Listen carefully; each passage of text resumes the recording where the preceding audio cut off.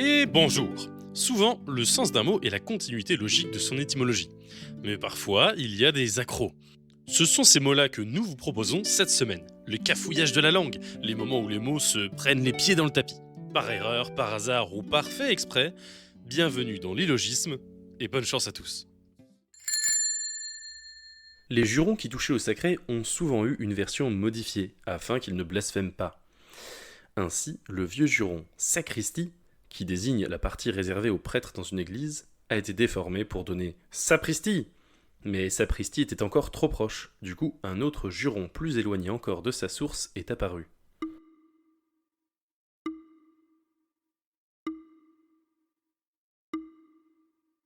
Ce juron a été allongé à 5 syllabes et déformé au point que seule la première est commune avec sacristie.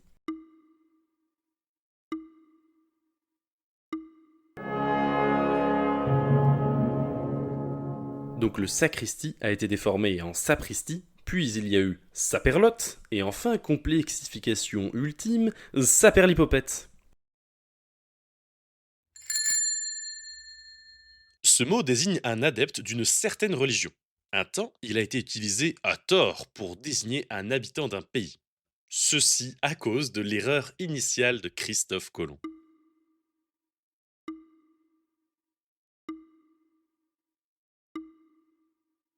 Christophe Colomb, croyant être en Inde, a nommé les habitants natifs de l'Amérique les Indiens, créant par la suite une confusion.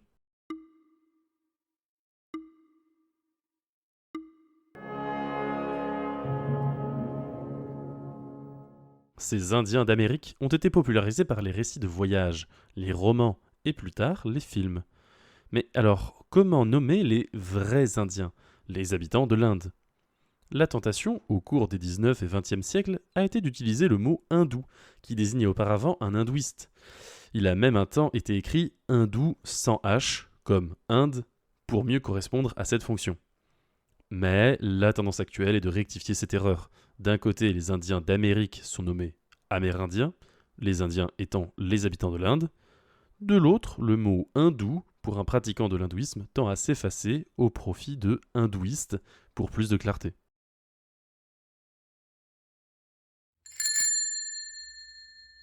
Terme en faux latin. Il s'agit en fait d'un mot français latinisé pour donner, de façon humoristique, une apparence de sérieux pour parler de secrets en silence.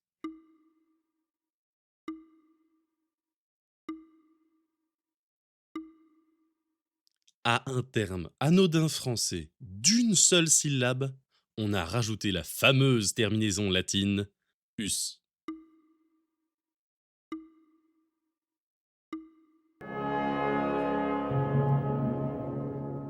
Au mot français mot, on a rajouté la terminaison latine us, ce qui fait motus. Mot vient bien du latin, mais de mutum, son ou bruit, et ce mutum n'a jamais pris la forme de motus. Le seul motus qui existe en latin est un nom construit à partir du verbe movere, motus, soit en mouvement.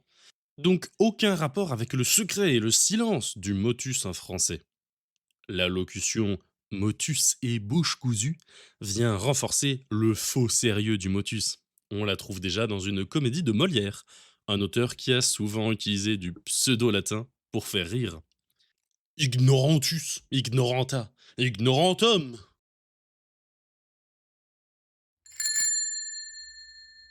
Dans un certain domaine, les noms affectés aux numéros 9, 10, 11 et 12 signifient selon le latin septième, huitième, neuvième et dixième.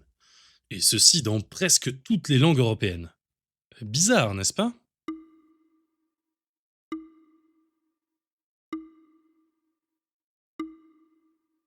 Dans le domaine du calendrier.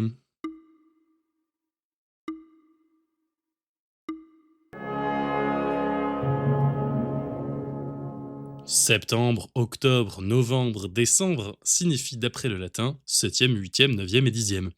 Alors que, d'après notre calendrier, ils portent respectivement les numéros 9, 10, 11 et 12. C'est parce qu'à l'époque de la République romaine, l'année débutait en mars. Et donc, septembre était bien le septième mois. Le calendrier julien a été instauré par Jules César en 46 avant JC. La date du début d'année a alors été déplacée au 1er janvier, mais on n'a pas changé le nom des mois. D'où cette bizarrerie. Conformément à sa construction d'origine, ce mot signifiait il y a peu de temps. Il est devenu moins usité à la fin du 19e siècle, et du coup, pour les jeunes de cette époque, il a été associé aux vieilles générations. Et il est devenu du temps de la génération aujourd'hui vieille, ce qui a quasiment inversé son sens.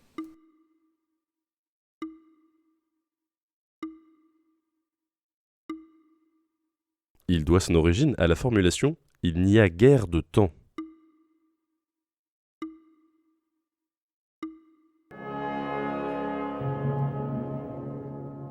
La contraction de il n'y a guère a donné naguère. Du XIVe au XIXe siècle, ce mot signifiait il y a peu de temps. Et depuis le XXe, il signifie à l'inverse il y a longtemps, autrefois.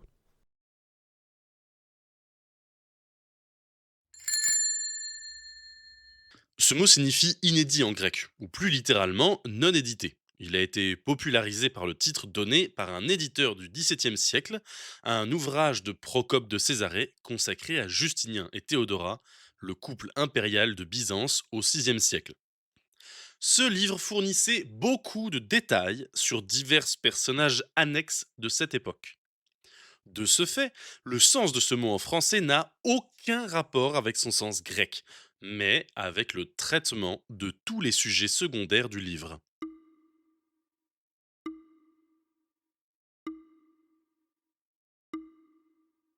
Inédit commence par le préfixe privatif latin in. En grec, son équivalent est an.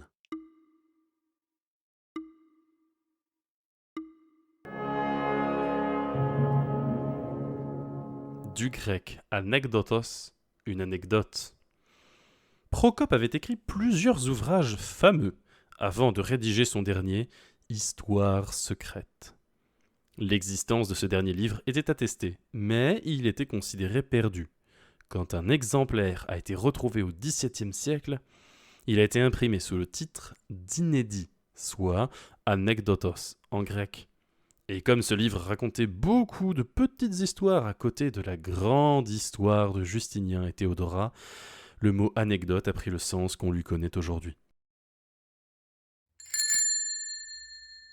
Autrefois, pour prendre congé poliment, on disait je suis votre serviteur, ou plus simplement serviteur. De la même façon, à Venise, on disait je suis votre esclave, ou esclave. Cette dernière appellation d'esclave en vénitien est à l'origine d'un mot en français familier pour prendre congé.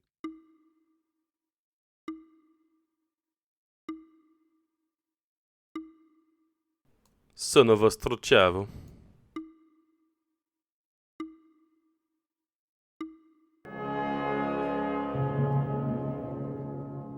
Le vénitien tendant à supprimer certaines consonnes, ciavo est devenu ciao, puis s'est diffusé en ciao. Il est utilisé comme un au revoir, mais il signifie initialement esclave.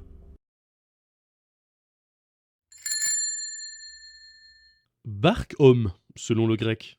Ce mot a été construit au XVIIIe siècle par l'inventeur d'un équipement de liège qui permettait à un individu de nager sans couler. Mais au XIXe siècle, ce mot a été repris pour désigner un tout autre équipement aquatique individuel.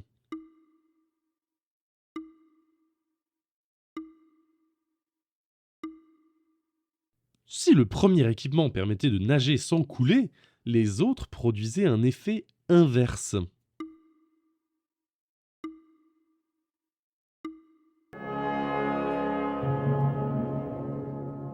Scaphandre, du grec skapphos, la barque, littéralement la creuser, puisque les premières barques étaient faites de troncs creusés et vidés, et andros, l'homme.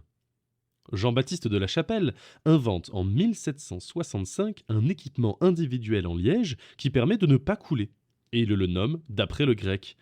Suivent d'autres inventions au 19e qui reprennent le même nom, alors qu'elles n'ont pas la même fonction, comme le scaphandre à pied lourd, qui permet au contraire de couler, jusqu'au scaphandre spatial du XXe, qui n'est même plus fait pour aller dans l'eau. Le radical latin pour blanc, albe, est à l'origine d'un mot qui signifiait blanchâtre. Ce mot est passé du vieux français à l'anglais, puis retour au français. Au passage, il a perdu son sens original suite à une confusion avec le mot brun, brun, en vieil anglais, qui donnera brown dans cette langue.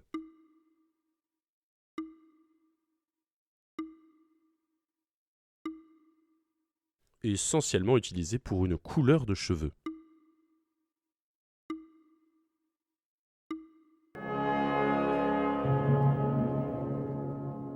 Un parcours chaotique pour ce mot auburn.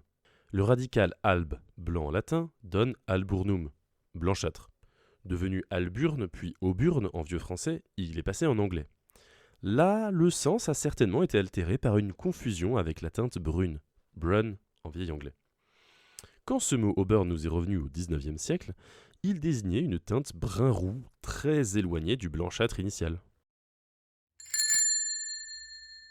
Beau cafouillage pour ce mot composé qui désigne un jeu ou un jouet.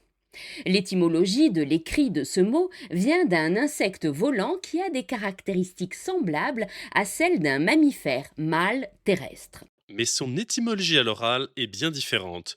Il s'agit d'un serpent aérien.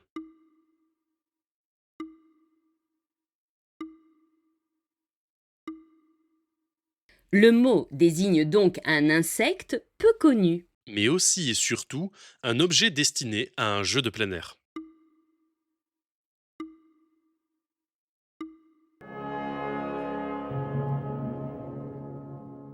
Le cerf-volant, un autre nom du lucane. Mais concernant le jouet aérien, malgré la version écrite, l'origine du mot n'a aucun rapport avec le cerf et ses grands bois. C'est un raccourci de serpent volant. Tâchons d'éclaircir cette embrouille. Le lucane, l'insecte volant, est aussi nommé cerf-volant à cause de ses antennes qui rappellent les bois d'un cerf. Donc, la graphie de cerf volant est parfaitement logique. Mais l'objet, quant à lui, vient du vieil occitan, ou bien il est son cousin, serp volanta. Ce mot, serp volanta, ne laisse aucun doute concernant l'étymologie. Aucun. C'est bien d'un serpent volant qu'il s'agit. En vieux français, on peut imaginer que le P de serp volant représentait une aspérité à l'oral que l'usage a fait sauter.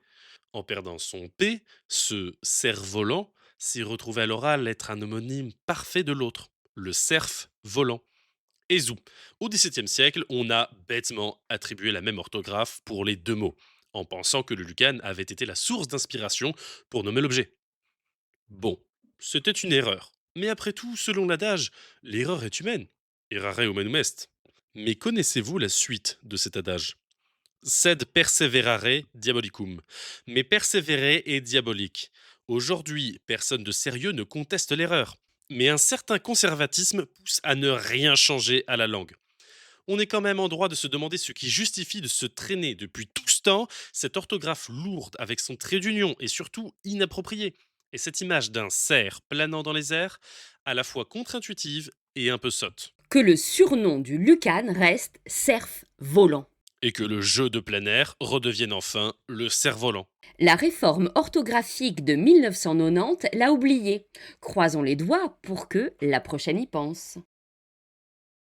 Revenons sans bafouiller sur ces cafouillages. Saperlipopette, une sacristie volontairement méconnaissable. Hindou, mot classique pour un hindouiste, mais qui a un temps désigné les habitants de l'Inde. Motus, montage à partir de mots artificiellement latinisés. Septembre et les mois suivants qui ne sont plus à la place correspondante à leur numéro. Naguère, de il n'y a guère de temps. Une anecdote, c'est-à-dire inédit selon le grec. Ciao, soit esclave en italien de Venise. Un scaphandre, homme-barque selon le grec. Auburn, soit blanchâtre selon le latin puis le vieux français. Cerf-volant, aux antennes rappelant les bois d'un cerf pour l'insecte, serpent volant pour le jeu. Bon, les cabrioles de cet épisode étaient plus longues que d'habitude. Mais c'est bien normal, il faut plus de temps pour expliquer les trajectoires biscornues de ces cafouillages que pour présenter des mots qui suivent logiquement leur sens étymologique. Abonnement, cloche, pouce en l'air, partage, commentaire et à la semaine prochaine.